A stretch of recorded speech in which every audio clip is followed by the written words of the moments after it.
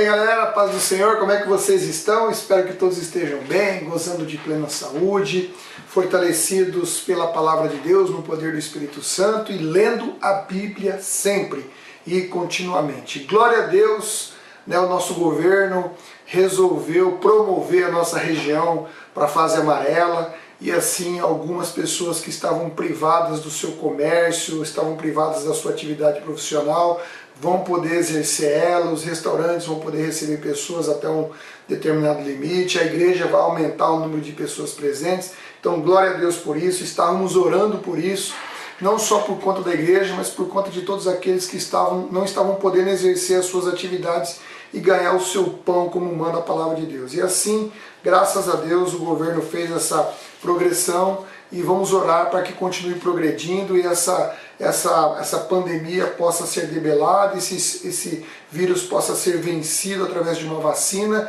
em breve e assim nós possamos retomar a nossa vida normalmente. Amém? Vamos lá para o nosso devocional, Ezequiel capítulo 4, como eu disse para vocês, aqui tem o oráculo de destruição que vai do capítulo do 4:1 até o 7:27. E eu queria falar para você que esses oráculos são atos proféticos simbólicos, tá? Então você vai ver que tem muito simbolismo.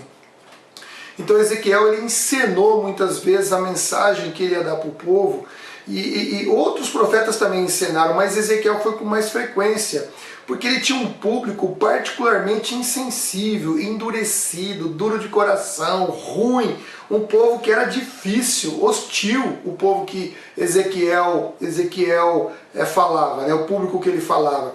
Então esses atos simbólicos, eles reforçavam o conteúdo da mensagem e destacava também a fidelidade do Ezequiel com relação à mensagem, o compromisso que ele tinha com a palavra de Deus. Ou seja, ele não se importava em se humilhar, em fazer sacrifícios, em abrir mão de muitas coisas para fazer aquilo que Deus mandava, para simbolizar o teor da mensagem.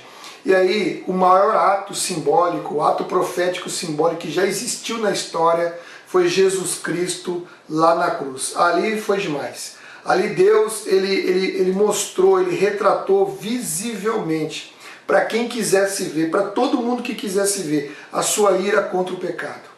Ali ele demonstrou a sua ira através de trevas, né? A partir das 3 horas teve trevas. Depois, quando Cristo morreu, teve o terremoto que partiu lá o véu do início até o fim. A agonia do próprio Filho de Deus, né, sem pecado, e que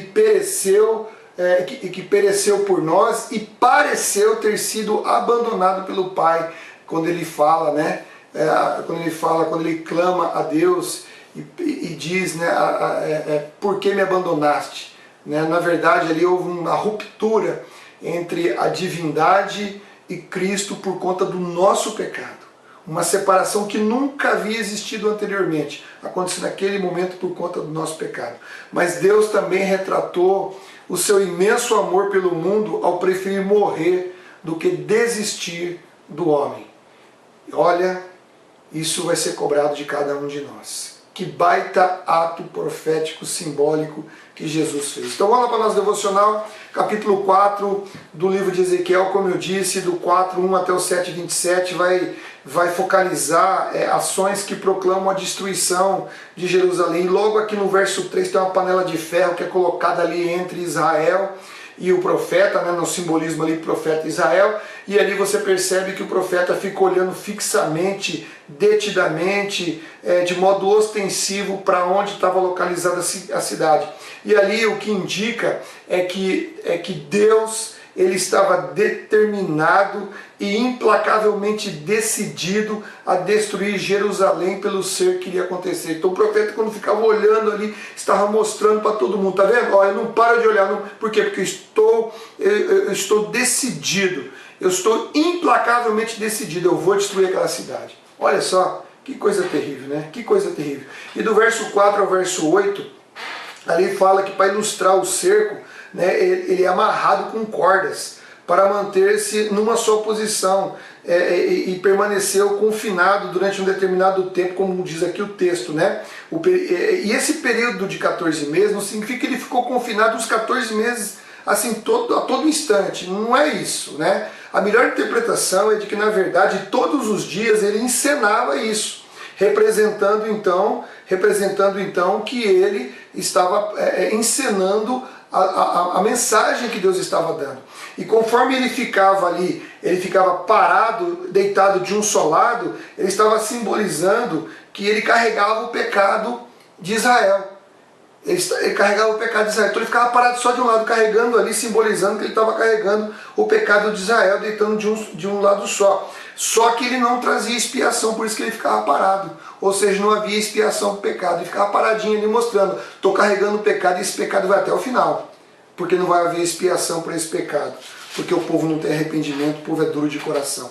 Então, aí nós vemos logo na sequência aqui no verso 5, né, a representação dos 390 dias. Esses 390 dias, a melhor, olha, o que eu consegui achar que a melhor representação, a melhor explicação provável seria 390 anos do reinado do início do reinado de Salomão até a destruição de Jerusalém em 586, tá? Seria a melhor representação. E ali também fala acerca dos 40 dias, então são 390 dias que representa isso, e 40 dias, esses 40 dias aqui seriam um simbolismo de que eles seriam exilados, do tempo que eles ficariam exilados, não 40 dias nem 40 anos, mas um simbolismo dos 40 anos do deserto, por causa da dureza do coração do povo, uma geração perdida, uma geração que era rancorosa, uma geração que não confiava em Deus. Então é um paralelo que Deus está criando ali, dizendo, vocês são iguais àquela geração dos 40 anos. E quando você soma 390 dias com 40 dias, dá 430, que simboliza justamente, talvez aqui, né, forçando bem a barra, aqui como as interpretações que eu consegui achar, os 430 anos que Israel permaneceu cativo no Egito. Cativo lá no Egito, indicando então assim que haveria um novo êxodo, do mesmo jeito que houve um êxodo ao final dos 430 anos, quando terminasse os 70 anos desse exílio, né, haveria um novo êxodo, onde Deus recolheria todo o seu povo e traria de novo para a terra que ele prometeu dar para eles, tá? Bom, são atos difíceis, eu falei que essa leitura é uma leitura difícil, então eu estou buscando aqui as melhores interpretações para a gente poder enriquecer a nossa devocional e compreender o contexto que Deus está dizendo aqui, tá bom? Olha, no verso 12 e no verso 13 fala ali que ele teria que assar pão com fezes humanas, e aí ele fala, não, eu nunca me contaminei e tal, então usou esterco de vaca. Ali o simbolismo era de que o povo teria de comer o pão impuro no exílio, porque lá naquele lugar seria extremamente difícil observar as leis alimentares, então eles ficariam contaminados e afastados da presença do Senhor até o momento oportuno. É esse aqui que a gente percebe desse texto aqui, tá? Lá no capítulo 5, ele começa do 1 ao 4, né, falando da espada afiada como navalha para raspar a sua cabeça com barba e tal, e ali raspar a barba e a cabeça porque isso era símbolo de masculinidade para o homem, e quando raspava era sinal de humilhação. E aí você vai se lembrar dos homens de Davi, quando foram visitar aquele rei que morreu, e o sucessor daquele rei rasgou metade da roupa e raspou metade da barba como sinal de humilhação, né? E logo no verso 2 aqui, Ezequiel ele deveria queimar um terço do seu cabelo para representar aquelas pessoas que morreriam de fome no cerco. A espada, aquele um terço que foi cortado na espada, representaria os que teriam morte violenta. E aqueles que foram jogados no vento seriam aqueles que foram espalhados. E o amarrado ali, que ele amarrou um pouco de cabelo no manto, representaria aquele remanescente que Deus traria de volta. Mas mesmo estes aqui também sofreriam a morte também, né? Porque estariam lá no exílio e também sofreriam a morte. No capítulo 6, nós temos aqui 2 oráculos de julgamento, tá? O primeiro do 2 ao 10, que representava um futuro promissor por causa do arrependimento, daquelas pessoas que viessem a se arrepender. E do 11 ao 14, um futuro sombrio, de total e absoluta aniquilação, né? Ou seja, de uma forma ou de outra, a santidade de Deus iria ser revelada. E aí você vai perceber aqui no verso 4, Deus fala dos altares que seriam demolidos e em seus lugares de adoração serão destruídos. E ele fala que vai matar o povo e vai colocar os ossos ao redor dos altares. Eu já comentei isso numa devocional lá de 2 Reis, de 1 Reis, aliás, quando eu expliquei que quando colocava-se ossos humanos no altar, profanava o altar e ele nunca mais poderia ser usado. Então esses altares idólatras que vieram de longa data, não eram altares que foram construídos nos montes de Israel, nem nos morros de Jerusalém, na época desses reis, não, eram coisas que veio da época de Josué, que quando eles tomaram aqueles locais, eles não destruíram, não obedeceram a ordem de Deus, e não destruíram completamente. Quando você olha Juízes, você vai perceber isso, e Reis também você vai perceber isso, que muitos e muitos reis foram fiéis a Deus, mas não destruíram os altares, os postes de Aserá, os altares de adoração, e você lembra comigo que você já leu isso aí, nós já fizemos essa devocional,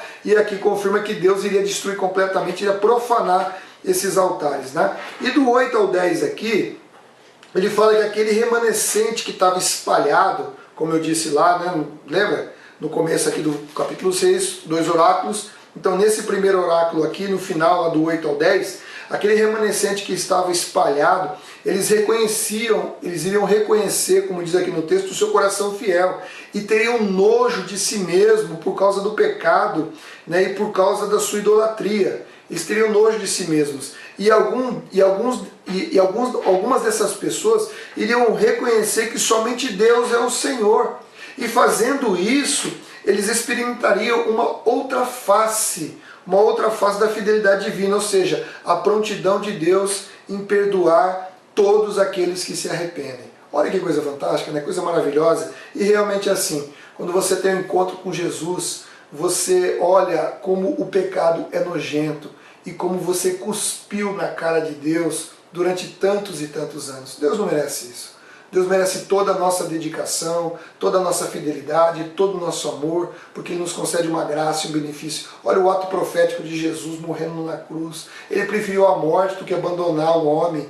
Poxa vida, que coisa fantástica. E a gente muitas vezes peca com relação a Deus, né? Infelizmente esse povo aqui, ele preferiu um comportamento do pecado, ele preferiu esquecer a Deus, e aí veio a destruição, veio o julgamento, para que eles pudessem reconhecer que o Senhor é Deus. Senhor da glória, será que essas pessoas que estão longe de Jesus, elas só vão reconhecer que o Senhor é Rei, sabe, quando chegar naquele grande dia, em que os joelhos se dobrarão e as línguas confessarão, mas será tarde demais porque essas pessoas já estão no inferno e serão encaminhadas para o lago de fogo? Será que vai ser assim? Por isso que nós temos que orar, querido. Nós temos que investir tempo, dedicação, sabe, mandar versículos para essas pessoas, ilustrar, como Ezequiel faz aqui, esses atos proféticos. A gente pode muitas vezes pegar um versículo, fazer ali uma dedicatória ali, fazer uma explanação pequena do que você está sentindo, mandar para todos os nossos amigos, colegas, e quando dá a oportunidade, você falar do amor de Deus para essas pessoas. Poxa vida, já pensou? Amigos, parentes, amigos, pessoas amadas e queridas, só reconhecerem que o Senhor é Deus, naquele dia não vai adiantar. Naquele dia eles dobrarão seus joelhos, mas a igreja estará diante do Senhor. Estará diante do Senhor porque ela já dobrou o joelho agora. É melhor dobrar agora. Porque quem pode escapar da ira do Senhor? Quem pode escapar da ira do Senhor?